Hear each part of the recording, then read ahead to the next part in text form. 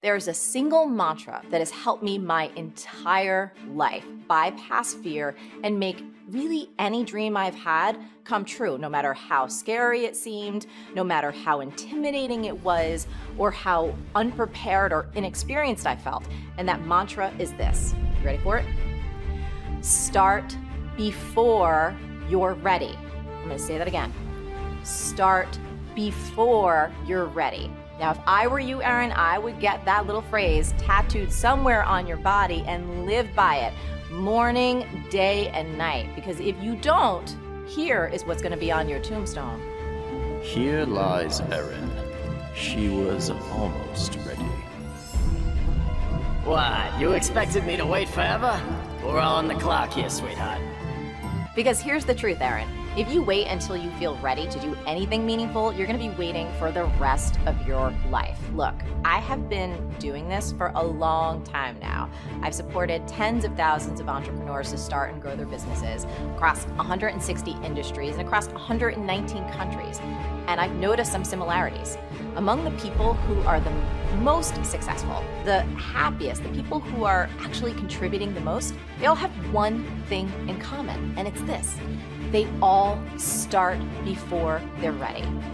You see, I think you've misidentified the enemy here, because the enemy, it's not making mistakes. It's not changing your mind, and the enemy is not your fear. The only enemy that you need to defeat, my friend, is not getting started. This is what most of us just fail to realize.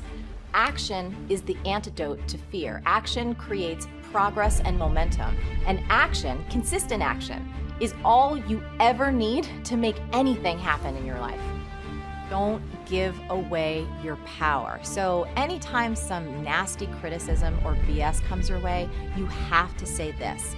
You cannot take me down. I will not give you that power. I want you to make that your new mantra in life. You got to realize that people can say whatever they want, but you do not have to take it in, and you don't have to let it ruin your day. Your time on this earth is so precious, and it's really, really important that you protect your soul. Deeper, wiser part of you wants this thing so damn bad.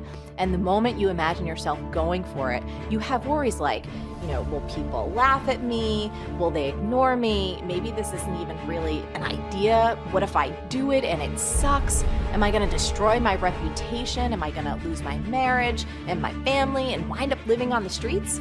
My friend Stephen Pressfield talks about this kind of fear in The War of Art, and he says, remember our rule of thumb. The more scared we are of a work or calling, the more sure we can be that we have to do it. And he continues, the more fear we feel about a specific enterprise, the more certain we can be that that enterprise is important to us and the growth of our soul.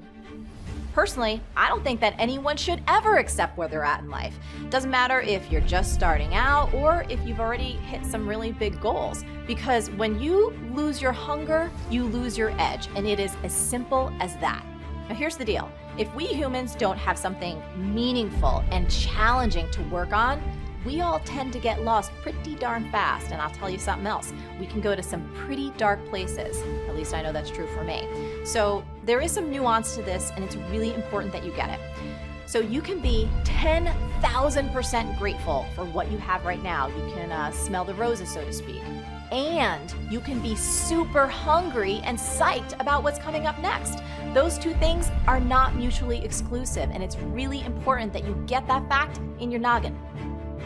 Be boldly not for everyone. So what does that mean?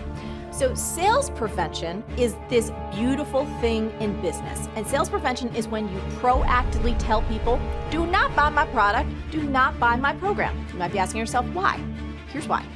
Because not every product is right for everyone. And that's true no matter how great you think you or your product or your service is, because you cannot and will not please every person. So you really want to take that fact and use it to your advantage. You want to focus on attracting your ideal customers and really repelling the rest. So for instance, in B-School, here's what I tell people. Bottom line is this. When you are boldly not for everyone, you're gonna attract way more of the people that you are right for. And that, my friend, is the formula for creating raving fans. That's the secret to making your business a real joy to run. And when that happens, you know what starts shooting out of your laptop? No, not money. Integrity rainbows. Now, a mistake I notice a lot of folks making, especially in the beginning, is they want instant results. They want these blockbuster hits like a bajillion followers on social media or millions of dollars in sales after only a few years or maybe even a few months worth of work. I gotta say, patience is one of the most underrated traits in modern business. Do not try and run before you can walk. You gotta take pride in starting small and scrappy, and we try and operate small and scrappy to this day. You've got to be consistent in what you do. You have to be relentless.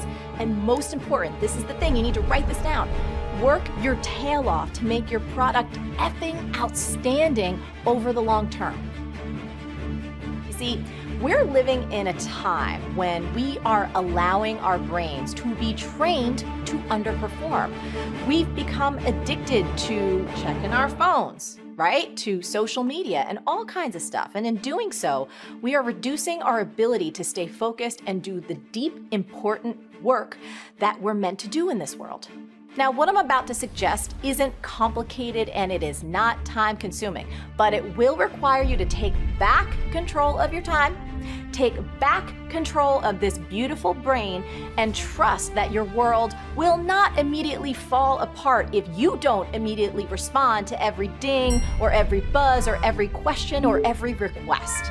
It's just 3 simple steps, and I promise, if you use these 3 steps every single day, you'll not only get more important work done, but you'll start breaking the destructive, addictive behaviors that are killing your brain and your happiness. Step number 1 is do creative work first. Now, a big mistake that's really easy to make in today's world is to try and do all the little things and knock them out first, and then you have this fantasy that you're gonna have all this time for the big, important creative work later in the afternoon.